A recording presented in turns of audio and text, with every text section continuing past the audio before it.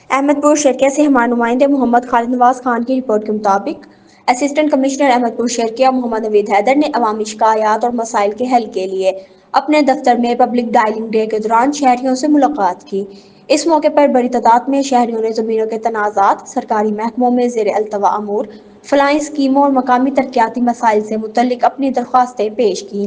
Assistant commissioner نے تمام درخواستیں توجہ سے سنی اور متعلقہ محکموں کے افسران کو ہدایت کی کہ عوامی شکایات کا فوری اور شفاف ازالہ کیا جائے۔ انہوں نے کہا کہ عوامی خدمت ضلعی تحصیل انتظامیہ کی اولین ترجیح ہے اور شہریوں کو ان کے جائز حقوق کی فراہمی میں کسی قسم کی کوتاہی برداشت نہیں کی جائے گی۔